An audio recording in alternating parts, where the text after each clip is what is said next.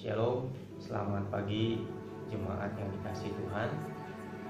Pada pagi hari ini saya rindu kembali membagikan renungan firman Tuhan. Bagian firman Tuhan pagi ini dari Mazmur pasal 15 ayat yang ke-1 sampai yang ke-5. Tapi yang saya akan baca hanya ayat yang pertama, ayat yang kedua sampai 5, nanti Bapak Ibu bisa baca sendiri. Mazmur 15 ayat 1. Siapa yang boleh datang kepada Tuhan? Mazmur Daud. Tuhan, siapa yang boleh datang? Siapa yang boleh menumpang dalam kemahmu? Siapa yang boleh diam di gunungmu yang kudus? Bapak kasih Tuhan, ini merupakan satu ayat dalam bentuk pertanyaan yang sebetulnya menjadi sebuah ayat refleksi bagi setiap kita sebagai anak-anak Tuhan, termasuk bagi pemazmur yaitu Daud yang menulis bagian ini.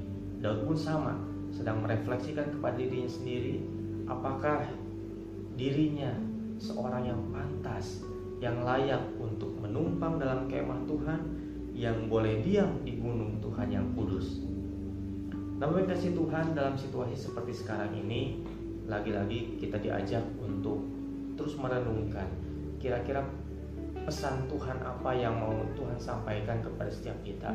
Karena kita percaya bahwa dalam situasi seperti ini Tuhan menitipkan sebuah pesan yang harus kita tangkap sebagai anak-anaknya, yang dapat menolong kita untuk hidup lebih benar, lebih baik lagi, lebih benar lagi di hadapan Tuhan. Nah, ayat yang pertama berkasih Tuhan mengajak setiap kita untuk merefleksikan, adakah setiap kita merupakan orang-orang yang pantas, yang layak untuk dikatakan menumpang dalam kemah Tuhan, diam di gunung Tuhan yang kudus. Bapak kasih Tuhan, menumpang, diam merupakan satu kata yang tidak bukan hanya berarti kita selewat saja dalam kemah Tuhan atau gunung Tuhan yang kudus, atau dalam hal ini adalah hadirat Tuhan. Tetapi menumpang, diam di dalam hadirat Tuhan, artinya di sini adalah kita dengan leluasa menikmati segala hal, segala kekayaan, segala kenikmatan, segala berkat, segala tuntunan, segala hikmat Tuhan yang kita dapatkan di dalam hadiratnya ketika kita datang beribadah kepada Tuhan.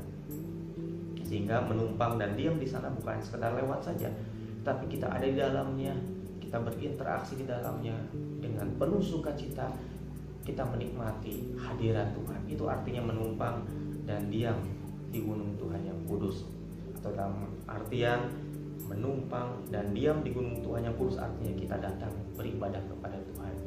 Bapak yang kasih Tuhan, situasi saat ini mengharuskan setiap kita beribadah di rumah, ya.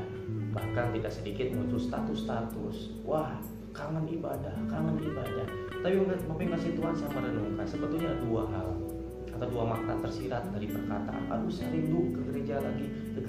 Ada dua hal. Yang pertama, memang betul orang itu rindu untuk pergi beribadah, tapi ada yang tipe yang lain, ada orang kedua hanya sekedar euforia, yang biasanya hari Minggu ada di gereja, yang biasanya pagi-pagi sudah berangkat, ada duduk di rumah Tuhan, sekarang ada di rumah, ya. Dan semua orang merasakan seperti itu. Tiba-tiba muncul dalam hatinya, aduh seandainya saya bisa di gereja, tetapi bukan karena kerinduan, tetapi hanya sebuah rasa ada yang hilang, yang biasanya di gereja sekarang nggak ada.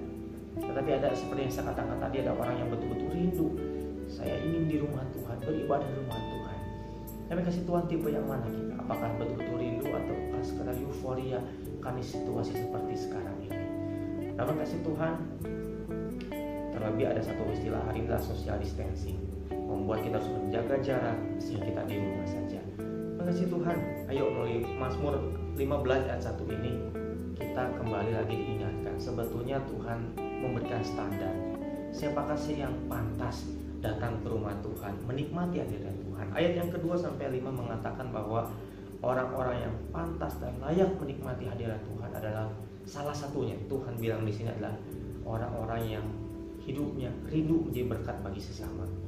Ayat 2 sampai 5 berbicara bagaimana seorang anak Tuhan yang betul-betul rindu menikmati hadirat Tuhan adalah seorang anak Tuhan yang betul-betul memiliki standar bagaimana hidupnya harus jadi berkat buat orang lain, yang menjaga perkataannya, tidak bercela, tidak ada sumpah serapah dalam mulutnya, tidak ada fitnah. Bagaimana dalam berekonomi pun, bagaimana dia mementingkan kebenaran, bukan sekedar mencari untung, tapi bagaimana menjadi berkat buat orang lain dan seterusnya. Ini standarnya Bapak Ibu, ya.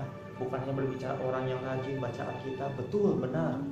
Orang anak Tuhan itu harus rajin ataupun membaca firman Tuhan.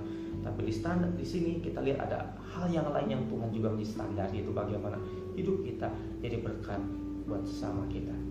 Bagi kasih Tuhan, sudahkah kita jadi berkat buat sesama kita?